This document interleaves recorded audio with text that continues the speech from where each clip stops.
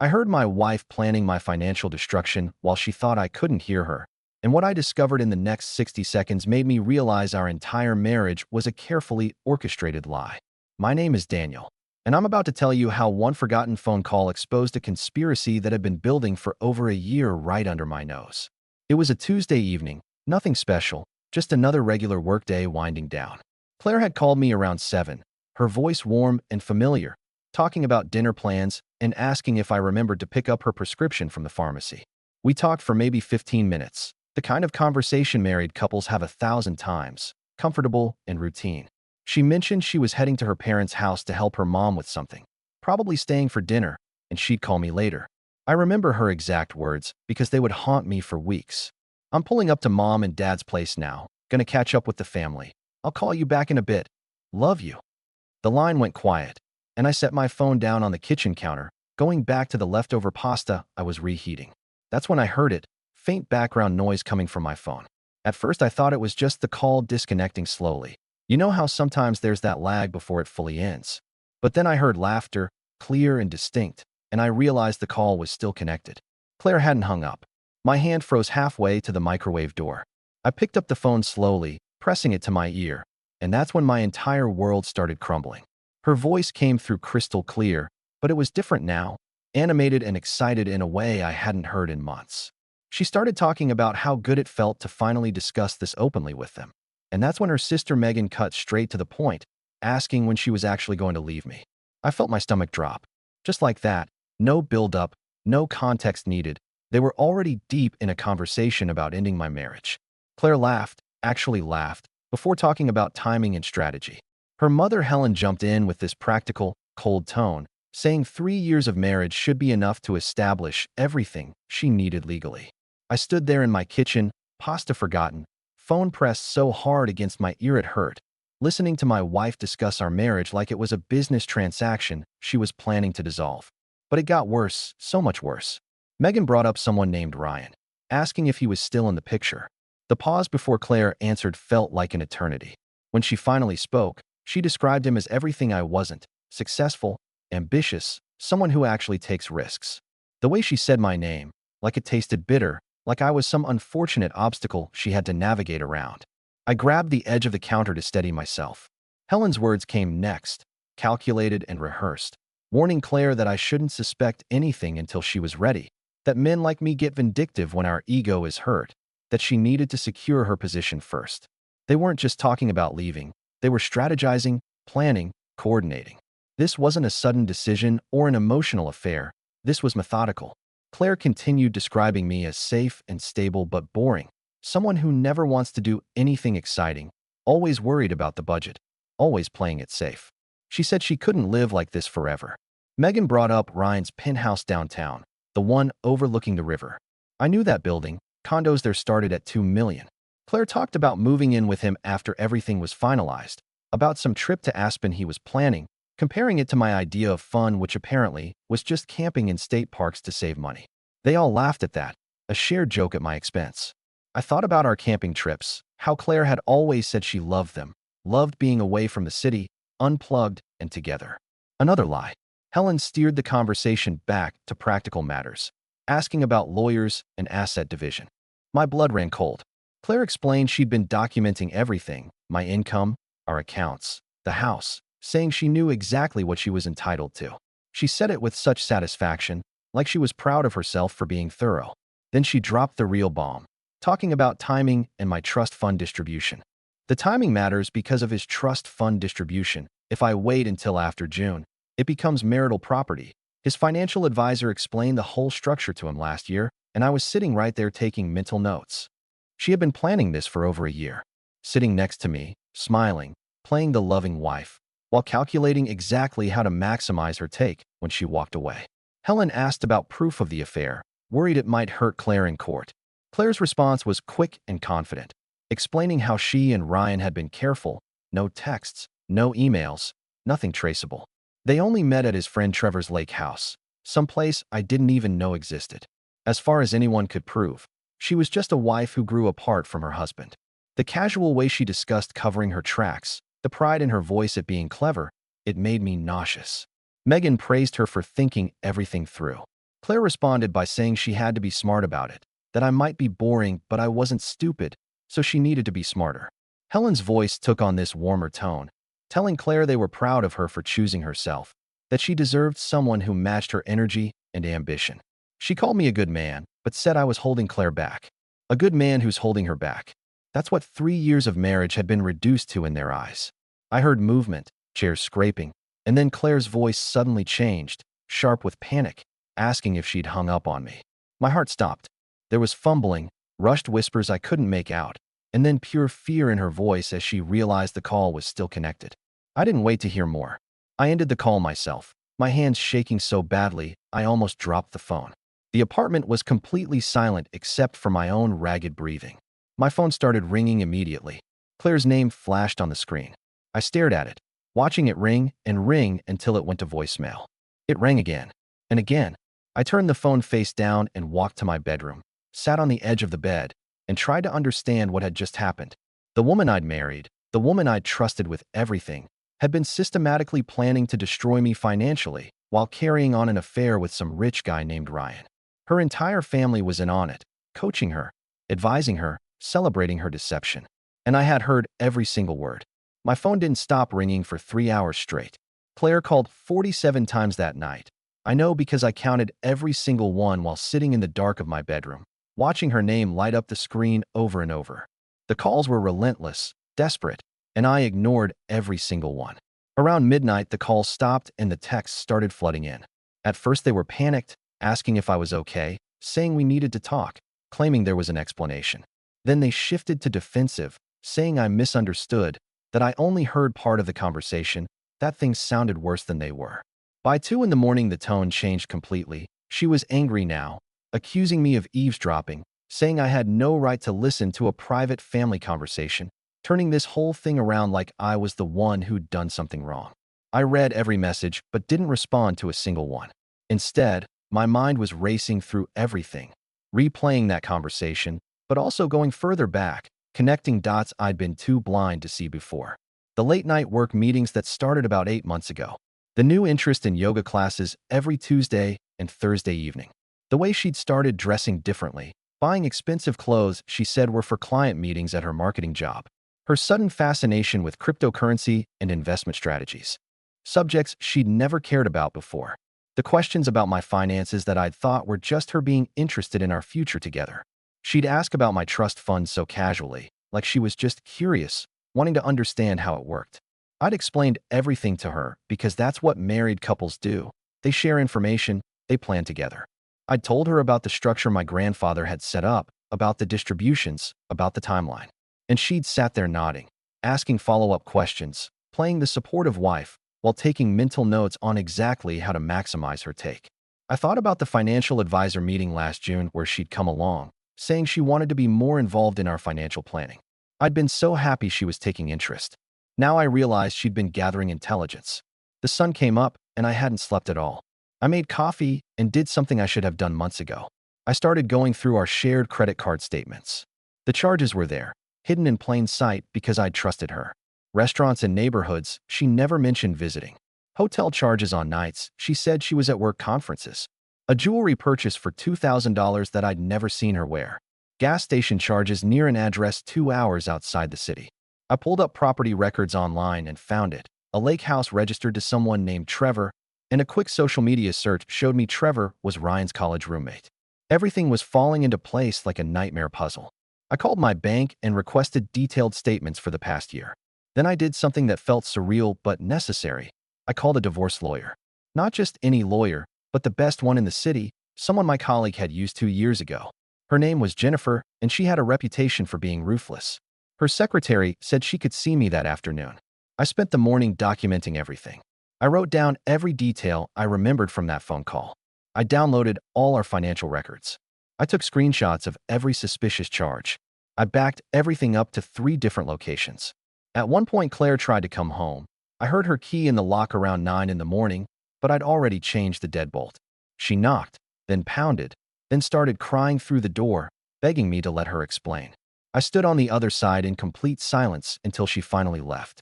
Meeting Jennifer was like talking to someone who'd seen this exact scenario play out 1,000 times. She barely reacted as I explained everything, just took notes and asked pointed questions. When I finished, she leaned back in her chair and asked me the critical question about how much of my assets were actually vulnerable in a divorce. That's when I explained the full structure of my inheritance. My grandfather hadn't just set up a trust fund. He'd created an ironclad asset protection trust that distributed funds to me, but the principal remained protected. The house Claire and I lived in, I'd bought it before we got married with trust money, and it was titled in the trust's name, not mine personally. My investment accounts, same thing, structured through the trust. Jennifer actually smiled, the first time I'd seen any emotion from her. She explained that while Claire had been planning to take me for everything, she'd fundamentally misunderstood what was actually available. The only marital assets were my salary from the past 3 years and our joint checking account, which had maybe $30,000 in it. Everything else was protected, untouchable, secured long before Claire had ever entered the picture. My grandfather had been a corporate attorney himself. He'd seen plenty of messy divorces, and he'd made sure his grandchildren would never be vulnerable to exactly what Claire was attempting. Jennifer asked if I had proof of the affair. I told her about the phone call. Most phones automatically save call logs, and some even save recordings if you have certain apps installed. I checked my phone, and there it was, the entire conversation, backed up automatically to my cloud storage. Jennifer's expression shifted from professional to something almost predatory. She explained that in our state, fault still mattered in divorce proceedings. Adultery, especially when combined with evidence of financial planning and conspiracy with family members, would destroy any claim Claire might have to alimony. Even that $30,000 in our joint account could potentially be protected if we proved she'd acted in bad faith throughout the marriage. We spent 2 hours mapping out strategy. Jennifer would file for divorce immediately, before Claire had a chance to make her move. We'd include the affair, the conspiracy, everything. We'd request an emergency hearing for asset protection based on her demonstrated intent to defraud. Jennifer said she'd have the papers drawn up by end of business the next day. I left her office feeling something I hadn't felt since that phone call, a sense of control. When I got home, there were 20 more missed calls from Claire. But there were also calls from Helen and Megan. Her family was mobilizing, trying to control the damage. I blocked all their numbers. That evening I did something therapeutic. I went through the apartment and removed every photo of Claire, every gift she'd given me, every reminder of what I'd thought our marriage was. I packed it all into boxes and left them by the door. 3 years of my life, reduced to 4 cardboard boxes. My phone rang from an unknown number. I almost didn't answer, but something made me pick up. It was Claire, calling from someone else's phone, her voice smaller now, scared, begging to talk like adults, saying I couldn't just shut her out. I'd stayed silent for 2 days, but now I spoke, my voice calm and cold, telling her I'd heard everything, every single word she'd said to her family. There was silence on the other end. Then her voice cracked, claiming it wasn't what it sounded like, that she was just venting, didn't mean any of it. I pointed out she'd laid out a timeline, discussed asset division, talked about her boyfriend's penthouse. She started crying, really sobbing now, saying she'd made a mistake, was confused, that her family was putting pressure on her, that Ryan didn't mean anything. But I was done listening to lies. You said I was boring, safe, someone you couldn't live with forever. You know what? Claire, you were right. You can't live with me. Not anymore. I hung up and blocked that number too. The papers would be served the next day. My lawyer was ready. My assets were protected. And for the first time since that phone call, I felt like I could finally breathe again. The process server delivered the divorce papers to Claire at her office on a Friday afternoon. Jennifer called me 20 minutes later to confirm it was done, and then my phone exploded with messages from blocked numbers, angry voicemails from Helen, frantic texts from Megan using different phones, and one particularly unhinged message from Claire's father, who I'd barely spoken to in 3 years, suddenly very concerned about his daughter's well-being. I didn't respond to any of them. The silence was my weapon now, and I was learning to use it effectively. What I hadn't expected was how quickly Claire's confidence would crumble once she realized I wasn't going to be the safe, predictable Daniel she'd been counting on. Her first move was playing victim on social media, posting vague messages about betrayal and heartbreak, carefully worded to make it seem like I was the one who'd done something wrong. Her friends flooded the comments with support, telling her she deserved better, that she was strong and would get through this. I watched it all from my account without reacting, knowing the truth would come out soon enough. Her second move was more calculated. She hired a lawyer, some aggressive guy named Richard who had a reputation for taking vindictive spouses to the cleaners. Jennifer actually laughed when she found out who Claire had chosen. Apparently, Richard was known for taking cases he couldn't win if the client was willing to pay his ridiculous retainer. Claire had probably dropped $10,000 just to get him to look at her case. The preliminary hearing was set for 3 weeks out. But Richard started making noise immediately, filing motions for emergency spousal support, claiming Claire was financially dependent on me and couldn't maintain her lifestyle without immediate assistance. Jennifer responded by filing our own motion, requesting an emergency order to freeze all joint assets based on Claire's demonstrated intent to defraud, attaching excerpts from the phone call recording as evidence. I wasn't prepared for how that recording would detonate Claire's entire strategy. Richard apparently hadn't been told about the phone call. Claire had conveniently left that detail out when she hired him. When Jennifer submitted the transcript along with the audio file, Richard tried to get it excluded, arguing it was obtained illegally, but the judge shut that down immediately. The call had been made to my phone. I had every right to listen to it, and the fact that Claire forgot to hang up didn't make it inadmissible. The judge listened to a portion of the recording in chambers and came back with an expression that told me everything I needed to know. Emergency spousal support was denied, joint assets were frozen pending a full hearing, and the judge strongly suggested both parties attempt mediation before wasting the court's time. That's when things got really ugly. Claire showed up at my apartment one night, drunk and screaming through the door about how I'd ruined her life, how Ryan had dumped her the second he found out about the divorce and the frozen assets, how her family was furious with her for being careless. I recorded every word through my phone while standing silently inside, another piece of evidence for the growing file. She eventually left when a neighbor threatened to call the cops. The mediation was a disaster from the start. We sat in a conference room, Claire on one side with Richard, me on the other with Jennifer, and a mediator named Susan trying to find common ground that didn't exist. Claire couldn't even look at me. Her eyes were red from crying, and she'd lost weight. Looked like she hadn't slept in days. Part of me felt bad for her, but then I remembered her laughing with her family about how boring and predictable I was, and that sympathy evaporated instantly. Richard started with demands that were absolutely delusional: 50% of all assets including the trust, alimony for 5 years, and half the value of my future trust distributions. Jennifer didn't even dignify it with a response. She just slid a folder across the table containing a complete breakdown of what was actually marital property versus protected assets. Richard's face went red as he read through it, clearly realizing his client had either lied to him or genuinely didn't understand what she'd gotten herself into. The mediator asked Claire directly if she wanted to address the affair. That's when Claire finally looked at me, and I saw something I hadn't expected: genuine fear. She started talking, her voice shaking, trying to explain that Ryan had pursued her, that she'd been vulnerable, that I'd been working so much and she felt neglected. She claimed the conversation with her family was taken out of context, that she was just venting frustrations, that she never actually intended to go through with any of it. Jennifer let her talk, didn't interrupt, just took notes with this slight smile that made Richard visibly uncomfortable. When Claire finished, Jennifer calmly pointed out that if she never intended to go through with it, there was no logical explanation for why she'd been documenting my financial information for over a year. Claire had no answer for that. The room went silent. Richard's expression changed. He knew his case was dead. The mediation ended with no agreement, which meant we were heading to trial.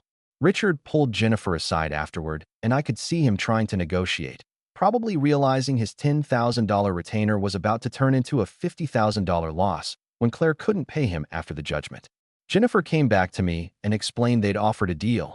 Claire would accept a clean break, no alimony, no claim to any assets beyond her personal belongings, in exchange for me not pursuing her for the costs of the divorce or any civil action for fraud. I thought about it for maybe 10 seconds.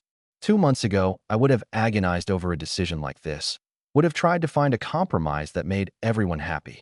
But that Daniel was gone, killed by a phone call that showed me exactly what my marriage had really been. I told Jennifer to accept the deal, not because I felt generous, but because I wanted this finished. I wanted Claire out of my life completely, no ongoing legal battles, no future contact, nothing. The final hearing was almost anticlimactic. The judge reviewed the settlement agreement, asked Claire if she understood she was giving up any claim to my assets, asked me if I agreed to the terms. We both said yes without looking at each other. The judge signed the order, and just like that, 3 years of marriage were dissolved. I walked out of that courtroom feeling lighter than I had in months. Claire left through a different exit. I saw her in the parking lot getting into Helen's car, probably going back to her parents' house since she'd moved out of our apartment weeks earlier. I never saw her again after that day. I heard through mutual friends that she'd moved to a different city about 6 months later, trying to start over somewhere fresh. Ryan had apparently moved on immediately, was already dating someone new before the divorce was even final. Claire's social media went dark, no more posts about her fabulous life, no more carefully curated photos. She just disappeared. As for me, I sold the apartment, too many memories in those walls. I bought a smaller place downtown, something that was just mine, no ghosts, no history. I threw myself into work, got a promotion, started traveling more. I went on a few dates, but nothing serious. I wasn't ready to trust someone like that again. The whole experience changed me in ways I'm still processing. I learned that the person you think you know best can be a complete stranger. I learned that silence can be more powerful than words. I learned that sometimes the universe does you a favor by exposing the truth, even when that truth destroys everything you thought you had. People ask me sometimes if I'm glad that phone call stayed connected, if I'm grateful I overheard what I did. The answer is complicated. Part of me wishes I'd never heard it, wishes I could have stayed in that ignorant happiness a little longer. But the larger part, the part that's learning to be okay again, knows that conversation saved me from years of being used by someone who saw me as nothing more than a financial safety net. The most painful part wasn't the betrayal itself. It was hearing who I really was to her when she thought I couldn't hear. That's what still hits me sometimes late at night. The casual cruelty in her voice, the ease with which she dismissed 3 years of marriage, the laughter when her family mocked the life we'd built together. But I survived it, and more than that, I protected myself. That phone call showed me the truth, and the truth, as brutal as it was, set me free. What do you think about this story? Let me know in the comments, drop a like, and don't forget to subscribe for more real-life stories.